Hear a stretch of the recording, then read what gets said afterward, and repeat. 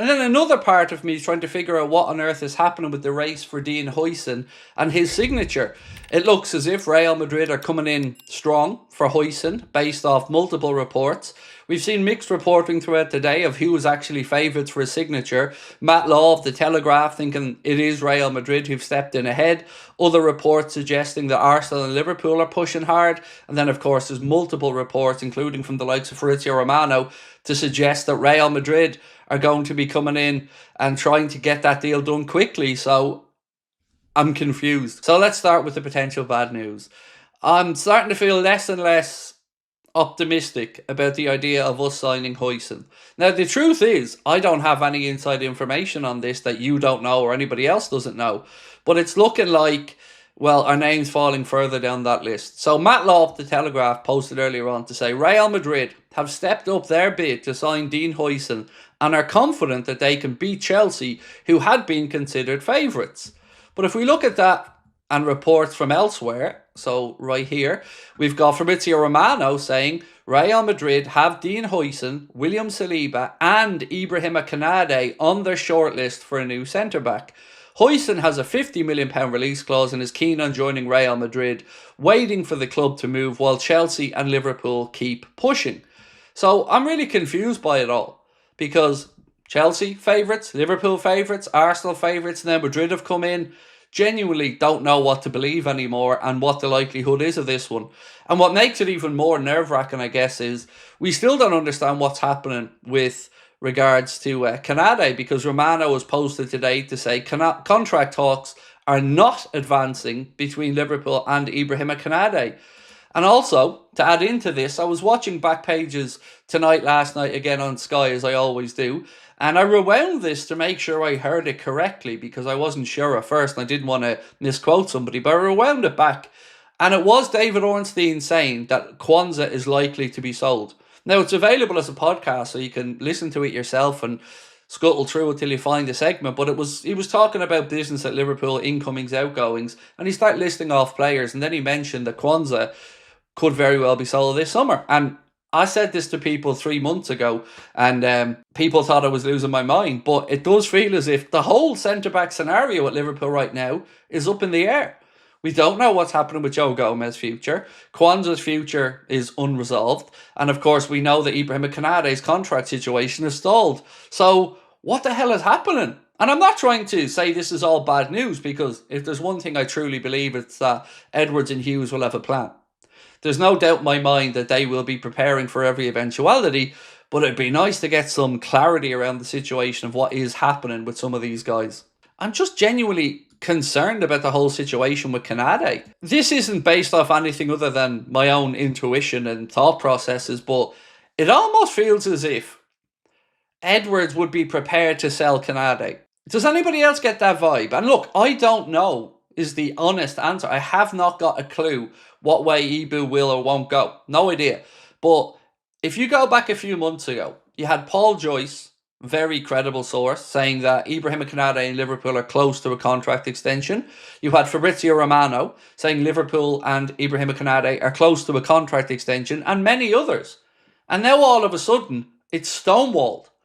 And at a time where Liverpool would have absolutely learnt their lesson from the Trent situation, now we have no clarity on the centre-back future. So if we lost Ibrahima Canade this summer, I sat here with Connor earlier on and we were trying to figure out if Huijsen goes to Madrid and let's say PSG ended up buying Canade, who are the options on right side of the defence for Liverpool to go out there and bring in? Because most of the centre-backs that we've been talking about over the last year or so, we're looking left-sided. So you're talking your Hincapiés, your Hattos, others, Mark Gay as an example. They were all more thinking cover for left side. But if the worst came to the worst and we lost Ibu, what do we do on the right side of the defence? What are the options there? Who could we look to in the market? Because it's easy to say Liverpool just get it done with Canade, and you and I want that to happen. But we don't know if somebody's gotten in his ear. Because for it to just suddenly stopped when we were really close to getting a deal done, and now all of a sudden, nada, nothing, no updates, and it going quiet, it's a confusing one. So what are we thinking?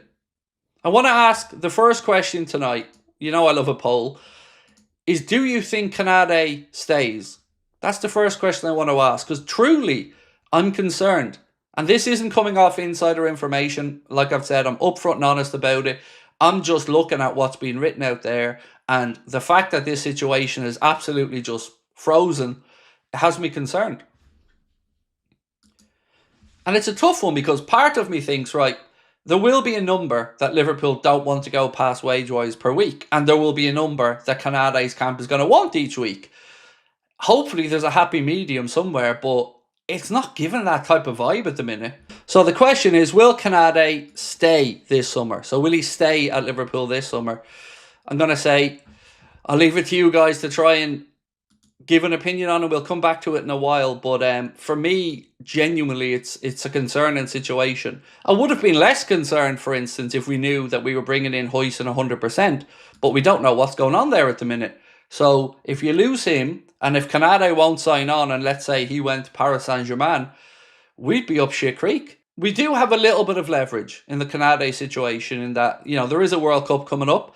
And if Canade was to try and, let's say, run down his contract to go to Real Madrid, well, Liverpool have a bit of leverage there, because they could say, fair enough, you want to run down your contract, but we're going to bench you for the season. And best of luck getting picked by the French national team for the World Cup if you haven't played for a season.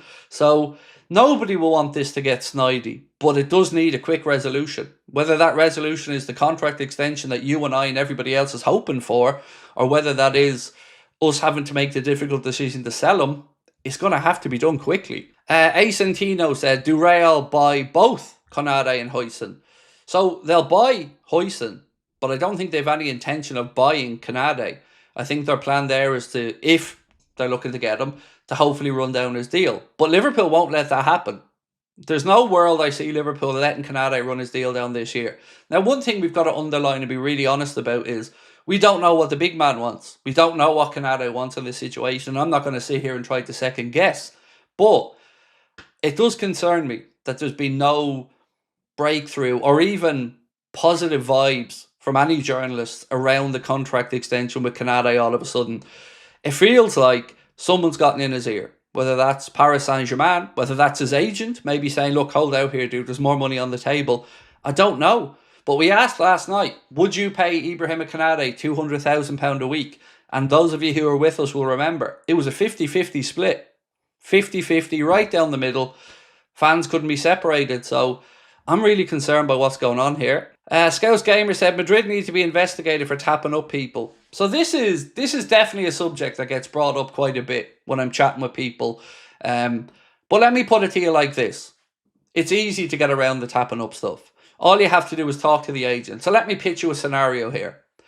I'm Real Madrid and I want to tap up a player. All I have to do is put a phone call into the agent about another player in the agent's camp, let's say a youngster coming through that the agent has signed and is looking for a potential move in the future.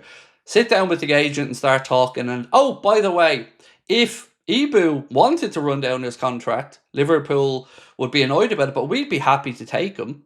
And you just get around it by not speaking directly with the player. You just speak with the representative. And as much as we get frustrated by it, it would be foolish of us to deny that it happens openly in football over and over and over again. And we've been, you know, I suppose not as guilty as others, but we've certainly done it in the past.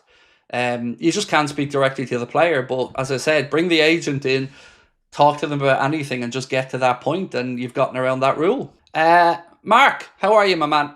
Said, Craig, I believe Canade will be sold this summer. Madrid has spoken to his agents. Liverpool cannot afford to let him go on a free. Huijsen, I think, is the same situation. I don't think Madrid get the two of them in one summer. So if they want to move for Huijsen, I think they're probably in a very strong position to get a signature.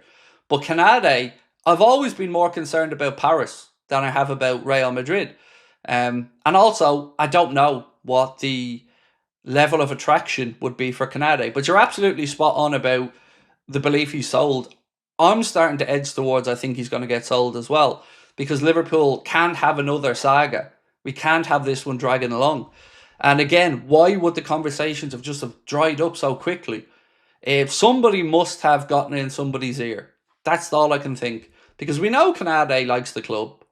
You know, he's always a good influence, always positive around when you see him in any videos or when you see him on the training ground. But I can't say that I'm not concerned at the sudden impasse in this negotiation.